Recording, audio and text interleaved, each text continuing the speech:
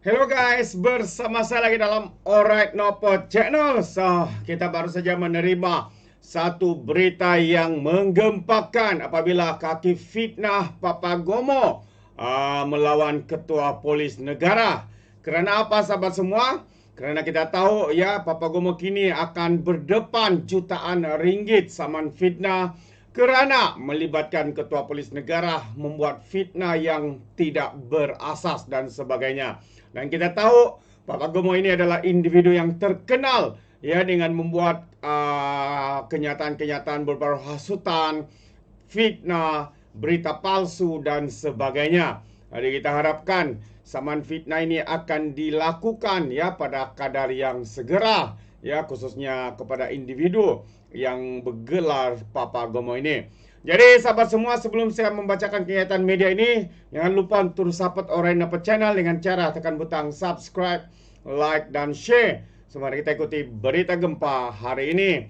Ketua Polis Negara filekan saman fitnah terhadap siapa? Siapa lagi kalau bukan Papagomo, si kaki penfitnah, sahabat-sahabat semua.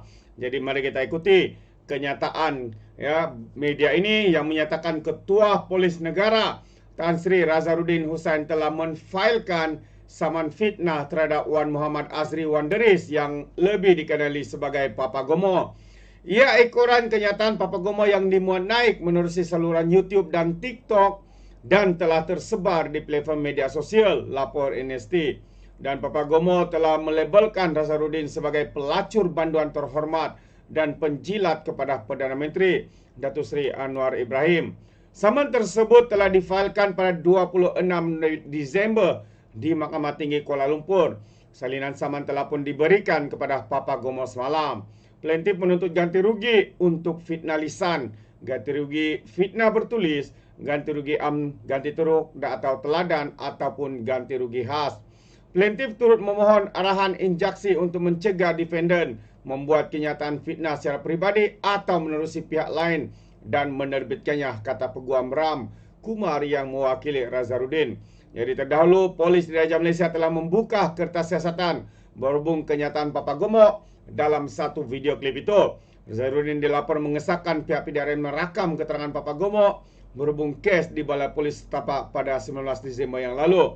Kes disiasat mengikut Seksyen 14 Akta Kesalahan Kecil, Seksyen 500 dan 504 Kanun Keseksaan, serta Seksyen 233 Akta Komunikasi dan juga Multimedia 1998.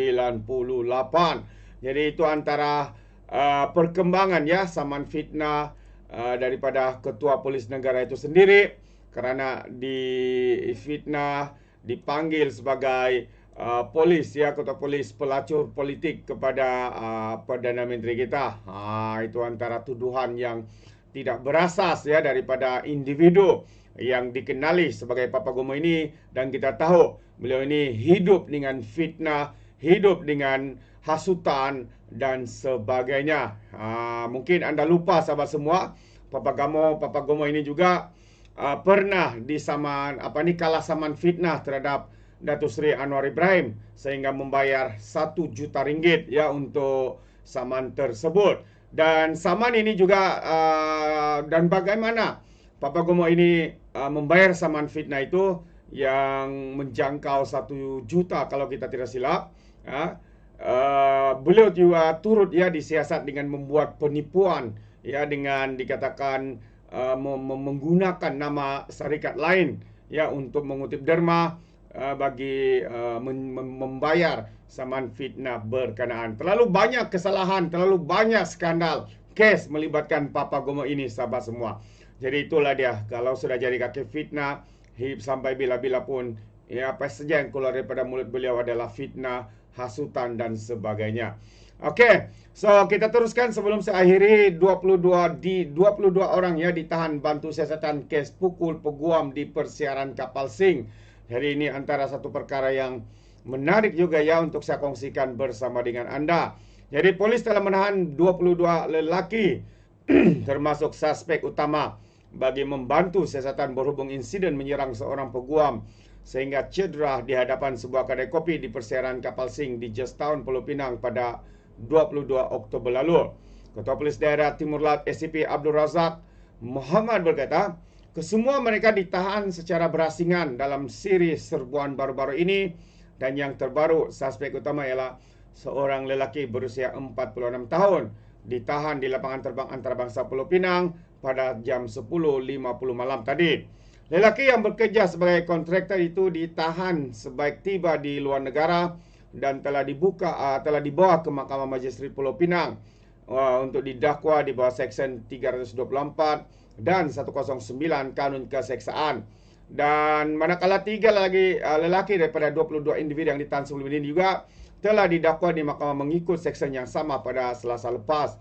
Jadi berdasarkan siasatan polis, katanya mendapati suspek utama berdendam dan tidak berpuas hati dengan mangsa selepas peguam berusia 37 tahun itu tersebut menang satu kes sibil terhadap lelaki berkenaan, katanya dalam satu kenyataan hari ini. Abdul Razak berkata, dengan tangkapan dan pertuduhan 4 lelaki berkenaan, polis percaya kes yang telah menarik perhatian awam itu telah berjaya diselesaikan, dan pihak polis mengucapkan terima kasih kepada semua pihak yang memberi bantuan sepanjang siasatan kes tersebut dibuat. Dan pada 26 Oktober juga, Pemangku Kota Polis Daerah Timur Laut Superintendent Lee Swisek memaklumkan kejadian yang berlaku kira-kira jam 9.50 pagi itu di hadapan sebuah kedai kopi di Jalan Persiaran Karpal Sing menyebabkan mangsa seorang lelaki warga tempatan berusia 37 tahun menerima 7 jahitan di kepala.